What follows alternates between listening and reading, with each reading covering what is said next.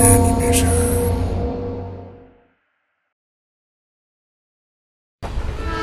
সেদিন আমি স্টেশনে ট্রেন থেকে নামছি, এমন সময় পেছন থেকে একজন ডেকে উঠল, কি রে শুভ, কেমন আছিস? আমি পেছনে তাকিয়ে দেখি আমার ছোট্টবেলার বন্ধু বিনয়। এখানে বিনয়ের পরিচয়টা দিয়ে দিই। বিনয় আমারই বয়সী, আমার মামার বাড়ির পাশেই ওর বাড়ি ছিল। মামার বাড়িতে যখন যেতাম ও ছিল আমার খেলার বন্ধু। একসাথে কত মাঠে ঘাটে কত রকম খেলা খেলেছি তার কোনো ঠিক নেই।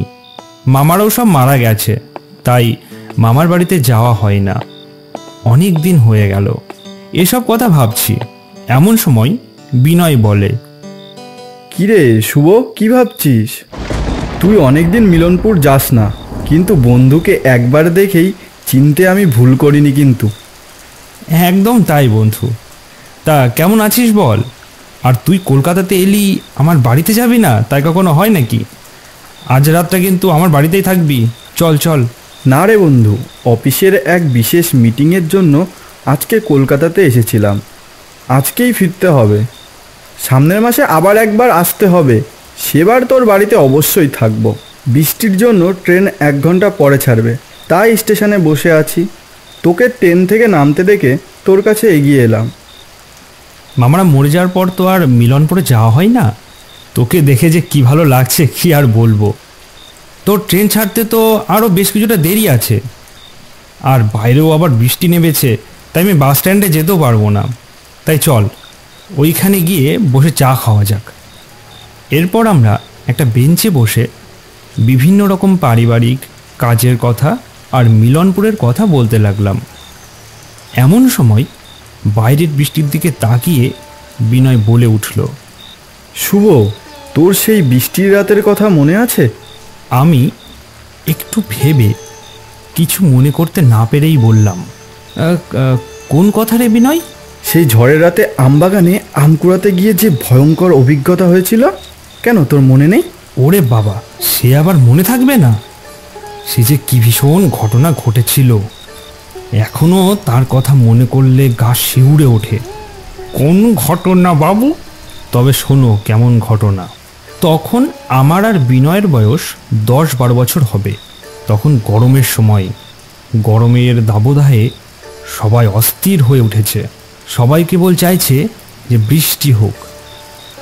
এপ্রিলের শুরুতে বেশ ঝড় হলো, বৃষ্টি তেমন হলো না, কিন্তু আবহাওয়া কিছুটা হলেও ঠান্ডা হলো।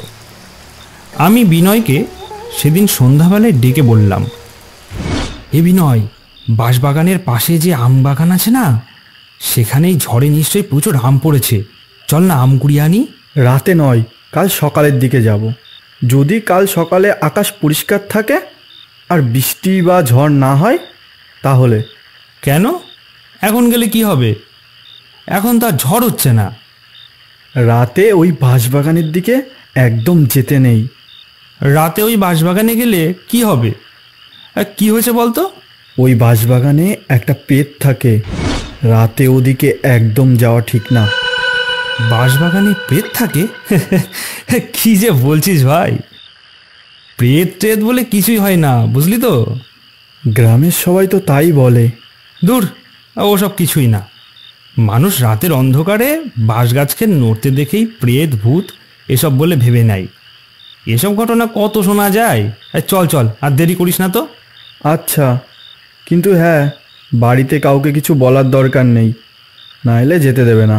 সে ঠিক আছে, বলার দরকার নেই। কাঁচা আম নুন দিয়ে খেতে যা লাগে না, উফ, কি আর বলবো। তার বলতে।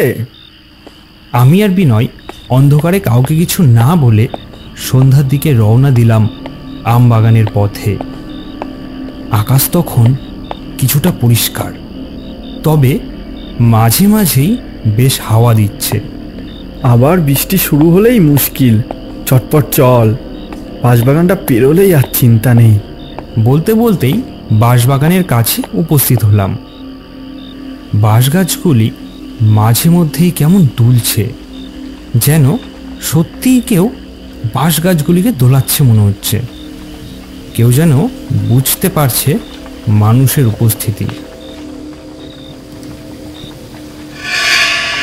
ওই দেখ না, বাঁশ গাছের ডালে কাকে যেন দেখলাম। তুই খামোখাই ভয় পাচ্ছিস। আর একটুখানি পথ, তারপরেই তো আমবাগান। কিছুটা এগোতেই কাছের বাঁশ গাছে একটা ভয়ঙ্কর দৃশ্য দেখে আমরা আঁতকে উঠি। দুটি বাঁশ গাছের সরু ডালে গলায় দড়ি দিয়ে ঝুলছে একটা লাশ। লাশ হলেও সে আমাদের দিকেই তাকিয়ে। কি বিভৎস তার চেহারার অবস্থা! জিভটি অর্ধেক বাইরে, তেমন অবস্থাতেই সে হাসছে। ধীরে ধীরে বাঁশগাছ থেকে নিচের দিকে নেমে আসছে। তখনও গলাতে দড়ি বাঁধা। লাশটার পা ঠিক মাটিতে পড়ছে না, হাওয়াতে ভাসছে।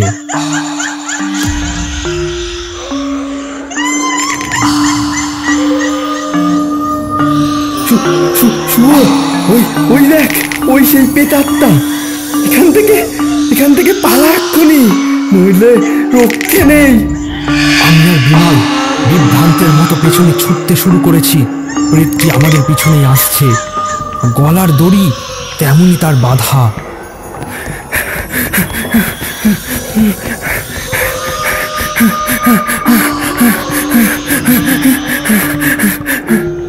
আরো জোরে দৌড়া।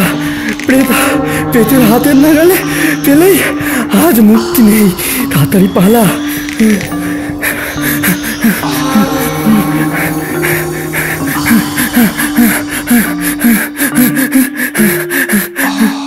আমি আর বিনয় কোনো মতে দৌড়ে গ্রামের সীমানায় পৌঁছাতেই পেছনে ঘুরে দেখি প্রেতটি আর নেই। বুঝতে পারলাম গ্রামের মধ্যে ঢোকার শক্তি ওর নেই। হাঁপাতে হাঁপাতে বাড়িতে ঢুকতে দেখে দিদা আমাদের হাঁপানোর কারণ জিজ্ঞাসা করে। কিরে, তোরা এমন হাঁপাচ্ছিস কেন? বলবো না করেও সব খুলে বলি।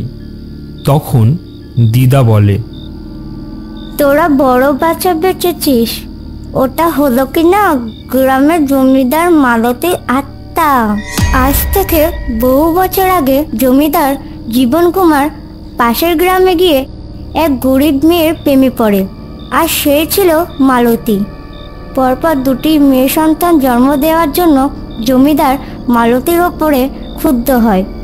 ছেলের জন্ম না দেওয়ার জন্য জীবন কুমার মালতীকে অত্যাচার করা শুরু করে। এবার আমার ছেলে সন্তান চাই, কিন্তু না হলে এত বড় সম্পত্তি আমার কে সামলাবে? আমরা যদি মেয়েদের সেইভাবে মানুষ করি তবে তারাও আমাদের নাম উজ্জ্বল করবে। ছাড়ো তো তোমার সব ফালতু কথা। মেয়েরা কোনো কাজের নয়। কিন্তু একটি মেয়ে না থাকলে তুমি কিন্তু পৃথিবীর আলো দেখতে পেতে না। আমার মুখের উপরে কথা বলা। আমাকে ছেড়ে দাও, আমাকে মেরো না। আমি আর এমন বলবো না, আমাকে ছেড়ে দাও। যত বড় মুখ নয় তত বড় কথা। আজকে তোরে মেরেই ফেলবো। কদিন পরে মালতী মেয়ে সন্তান জন্ম দেয়। এই খবর শুনে জমিদার মেয়েটিকে গ্রামের নদীতে ভাসিয়ে দেয়, আর মালতীকে চরম অপমান করে রাজবাড়ি থেকে ঘাড় ধাক্কা দিয়ে বের করে দেয়। মালতী এই চরম অপমান ও লজ্জা মেনে না নিতে পেরে এই বাঁশবাগানে আত্মহত্যা করে। ঘটনা এখানেই শেষ হয় না।